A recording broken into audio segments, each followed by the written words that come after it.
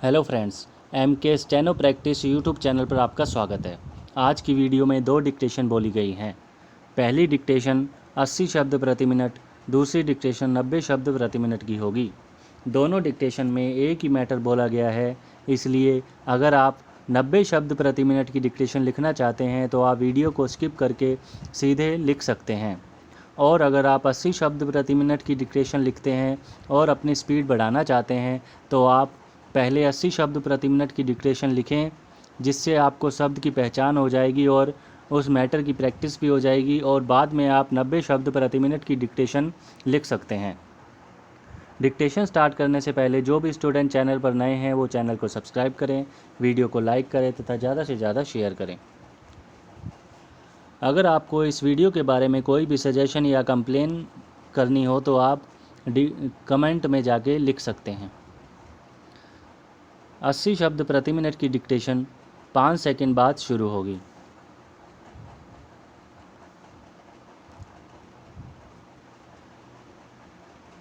शुरू। नस्ल भेद एक ऐसी खामी है जो इंसानी समाज का पीछा नहीं छोड़ रही है।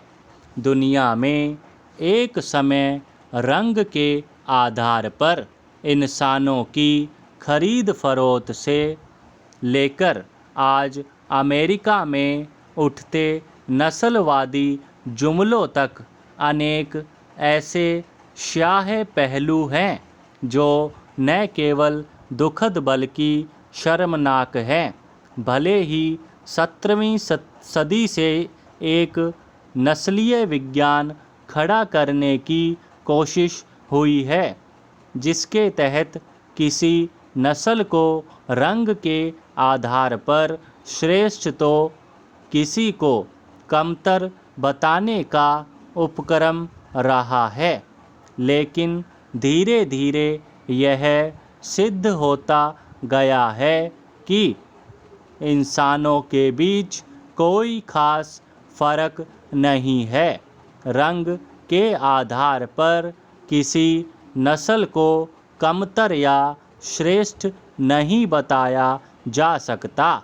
त्वचा का बदलता रंग एक विकासवादी प्रक्रिया का हिस्सा है।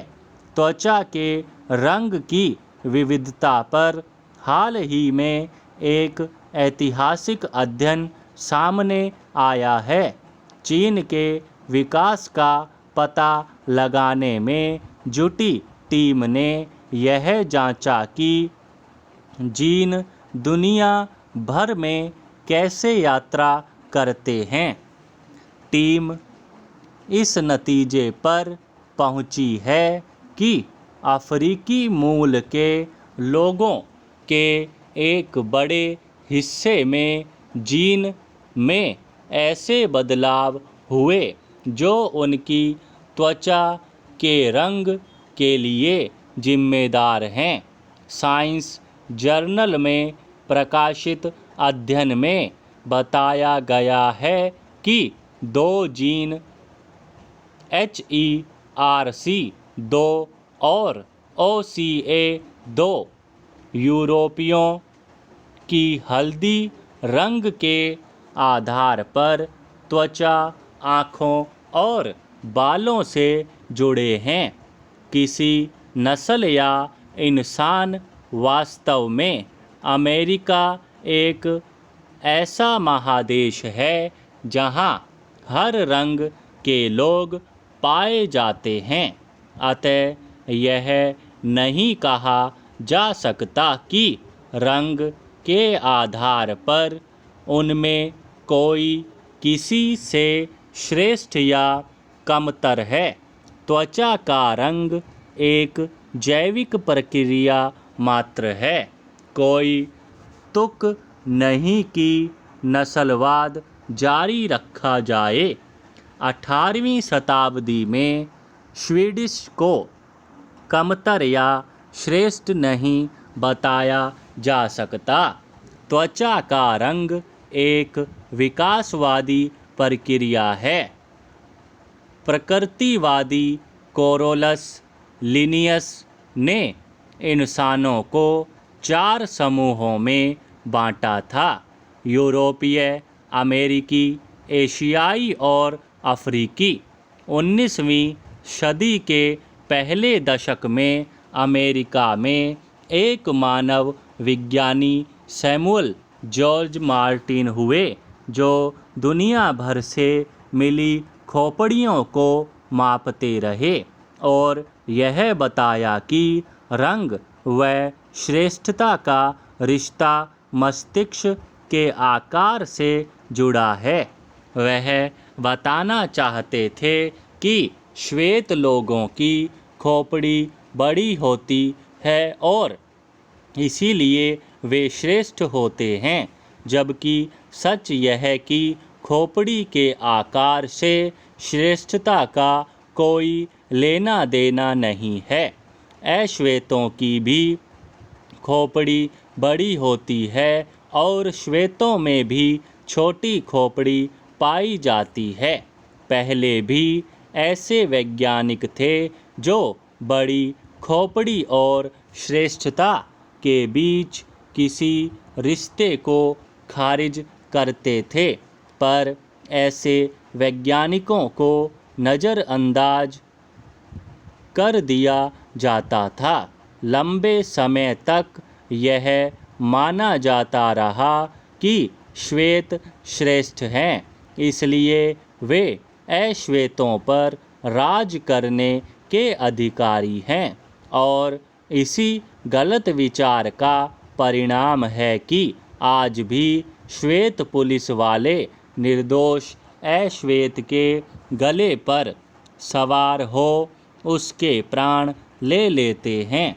अनेक वैज्ञानिक यह मानते रहे हैं कि दुनिया में करीब 63 नस्ल के इंसान रहते हैं, लेकिन श्रेष्ठता नस्ल से तय नहीं होती। 1990 से 2003 के बीच हुए डीएनए अनुसंधान के तहत आनुवांशिकी के साथ मानव वंश को डिकोड करने के बाद पाया गया कि सभी मानव समान हैं। उनमें असाधारण रूप से 99.9% साम्यता है, जो 0.1% अंतर है। वह सिर्फ हमारे वातावरण और कुछ अन्य बाहरी कारकों से तय होता है। वैज्ञानिक आईक्यू या बौद्धिक स्तर के आधार पर भी नस्ल भेद को खारिज कर चुके हैं। संदेश स्पष्ट है, यदि हर इंसान को एक तरह का पालन पोषण, शिक्षा और परिवेश मिले तो इंसानों के बीच कोई असमानता नहीं रह जाएगी। समाप्त। 80 शब्द प्रति मिनट की डिक्टेशन समाप्त हुई। अब बारी है 90 शब्द प्रति मिनट की। उससे पहले आप वीडियो को लाइक ज़रूर कर दें तथा ज़्यादा से ज़्यादा अपने फ्रेंड में शेयर करें। चैनल पर नए हो तो चैनल को सब्सक्राइब कर बेल आइकन दबा दें। अगर आप इस वीडियो की पीडीएफ प्राप्त करना चाहते हैं तो आप डिस्क्रिप्शन में दिए गए टेलीग्राम ग्रुप के लिंक को ज्वाइन कर पीडीएफ और उसके शब्द चिन्ह या आउटलाइन प्राप्त कर सकते हैं। 90 शब्द प्रति मिनट की डिक्टेशन 5 सेकंड बाद शुरू होगी। शुरू। नस्ल भेद एक ऐसी खामी है जो इंसानी समाज का पीछा नहीं छोड़ रही है। दुनिया में एक समय रंग के आधार पर इंसानों की खरीद फरोख्त से लेकर आज अमेरिका में उठते नस्लवादी जुमलों तक अनेक ऐसे स्याह पहलू हैं जो न केवल दुखद बल्कि शर्मनाक हैं। भले ही 17वीं सदी से एक नस्लीय विज्ञान खड़ा करने की कोशिश हुई है, जिसके तहत किसी नस्ल को रंग के आधार पर श्रेष्ठ तो किसी को कमतर बताने का उपक्रम रहा है, लेकिन धीरे धीरे यह सिद्ध होता गया है कि इंसानों के बीच कोई खास फर्क नहीं है। रंग के आधार पर किसी नस्ल को कमतर या श्रेष्ठ नहीं बताया जा सकता। त्वचा का बदलता रंग एक विकासवादी प्रक्रिया का हिस्सा है।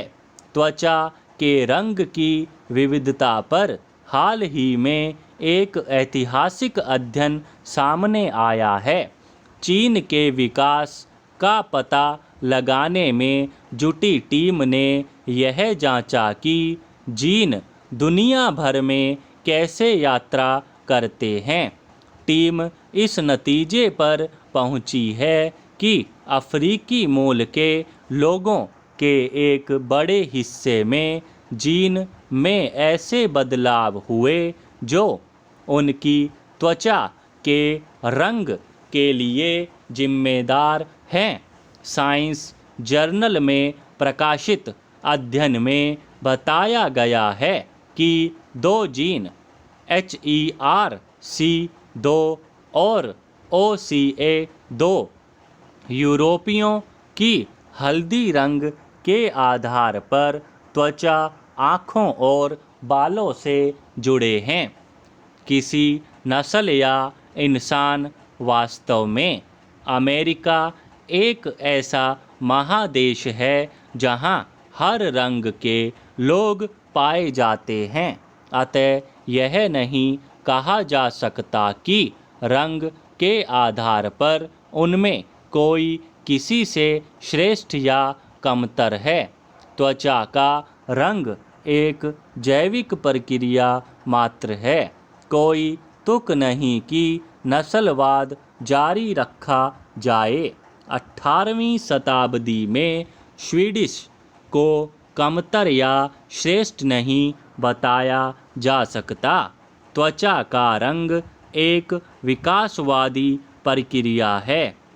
प्रकृतिवादी कोरोलस लिनियस ने इंसानों को 4 समूहों में बांटा था: यूरोपीय, अमेरिकी, एशियाई और अफ्रीकी।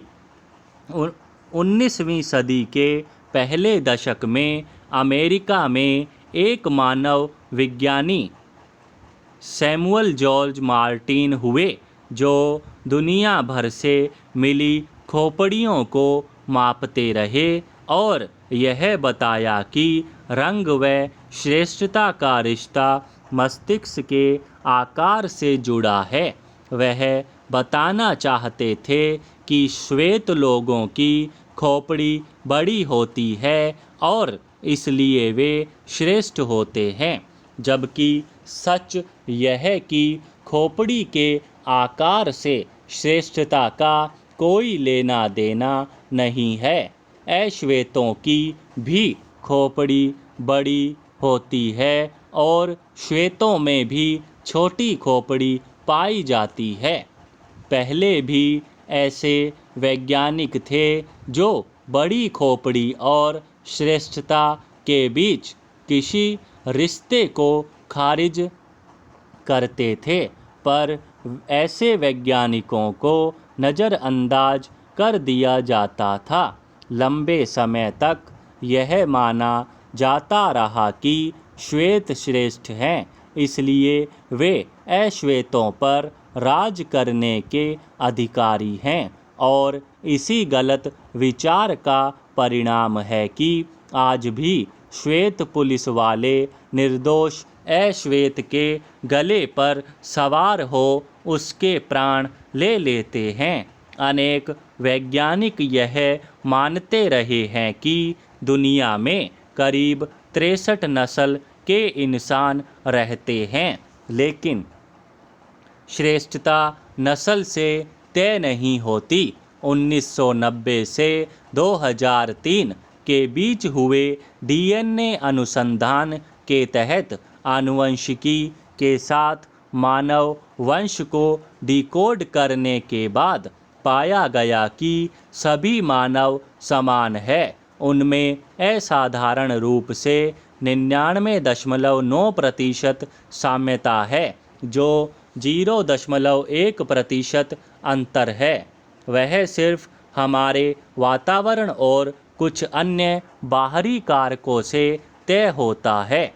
वैज्ञानिक IQ या बौद्धिक स्तर के आधार पर भी नस्ल भेद को खारिज कर चुके हैं।